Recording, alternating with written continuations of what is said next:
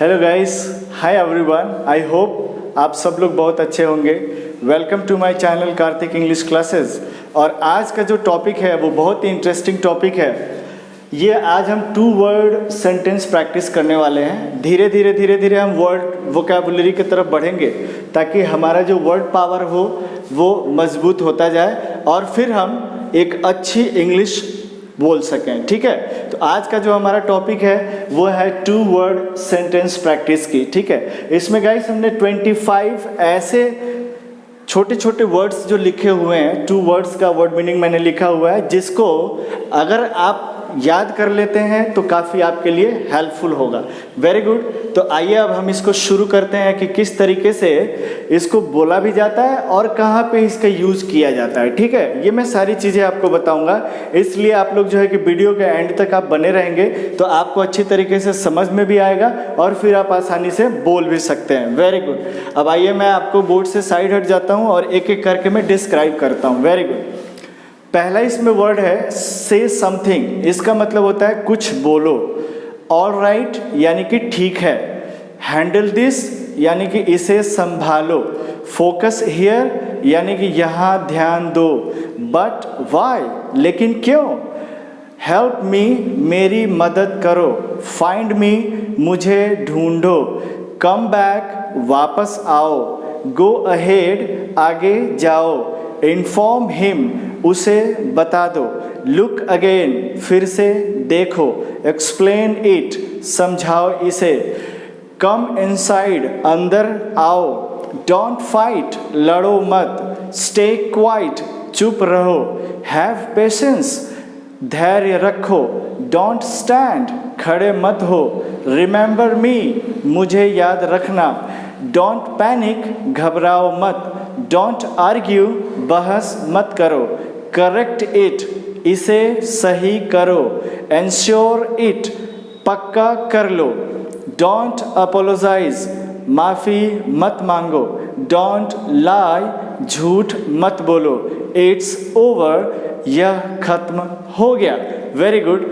अब हम इसका सिनेरियो देखते हैं कि that where we can use all this words. Okay, very good. So आप कब कहाँ पे किस वर्ड को यूज़ करेंगे ये भी जानना बहुत ही ज़रूरी हो जाता है। तो मैं आपको बता देता हूँ, मैं बोर्ड से साइड भी रहता हूँ।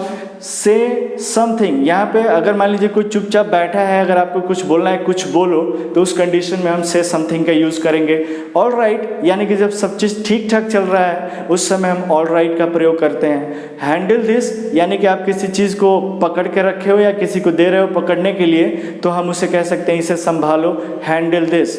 फोकस हियर यहाँ ध्यान दो। जाहिर सी बात है जब हम पढ़ाई कर रहे होते हैं और हम इधर उधर देखते हैं तो कोई कह सकता है हमसे कि फोकस हियर यानी यहाँ ध्यान दो। बट वाई लेकिन क्यों, ये हम कहाँ पे बोलेंगे जब हमें लगेगा कि भाई ये चीज़ हमारे करने के लायक नहीं है और फिर भी हमें कहा जा रहा है करने के लिए, तो हम वहाँ पे पूछ सकते हैं लेकिन क्यों मैं करूँ। But why. हेल्प मी, आप जाहिर सी बात है जब किसी से मदद मांगनी होगी तो हम हेल्प मी का यूज़ करेंगे। फाइंड मी मुझे ढूंढो, ये हम खेलते हुए समय में अपना यूज़ कर सकते हैं। फाइंड मी या किसी चीज़ को हम बोल रहे हैं कि उसको ढूंढो तो फाइंड हिम भी हम कह सकते हैं। कम बैक यानी वापस आओ। हम सपोज कीजिए मार्केट में गए कुछ चीज़ लेने के लिए और वो चीज़ हमें नहीं मिल रहा है तो सामने वाला कह सकता है okay no problem come back. Very good. Go ahead आगे जाओ।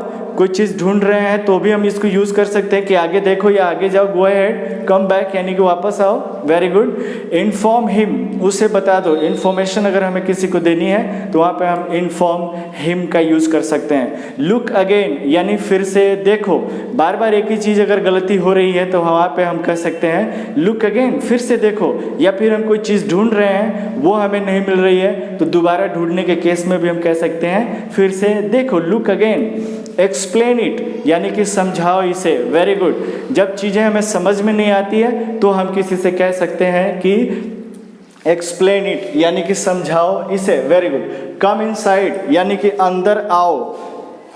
हमसे कोई अगर परमिशन मांग रहा है कि मे आई कम इन, तो हम कह सकते हैं कम इनसाइड। वैसे कम इन बोलते हैं लेकिन कम इनसाइड थोड़ा इंप्रेसिव वर्ड है, आप कम इनसाइड भी बोल सकते हैं। डोंट फाइट, जाहिर सी बात है घर पे हैं अगर बच्चे तो आपस में अगर लड़ रहे हैं तो हम ऐसे भी बोल सकते हैं कि डोंट फाइट। या फिर अगर दो दोस्त आपस में लड़ रहे हैं तो भी हम कह सकते हैं don't fight. Very good. Stay quiet, चुप रहो। जाहिर सी बात है कोई ज़्यादा अगर बोल रहा है तो उस कंडीशन में हम उसको बोल सकते हैं स्टे क्वाइट, यानी थोड़ी सी डांटने के भी केस में हम ऐसा कह सकते हैं। Very good. हैव पेशेंस, जाहिर सी बात है जब कुछ ऐसा चीज़ हो जाता है जिसमें हम अपना आपा खो देते हैं या धैर्य हम नहीं रख पाते हैं, उस कंडीशन में हम कह सकते हैं have patience. Very good. Don't stand, खड़े मत हो। क्लास में अगर आप टीचिंग कर रहे हैं, बार बार कोई लड़का खड़ा हो रहा है तो उस समय पे आप कह सकते हैं डोंट स्टैंड। Very good.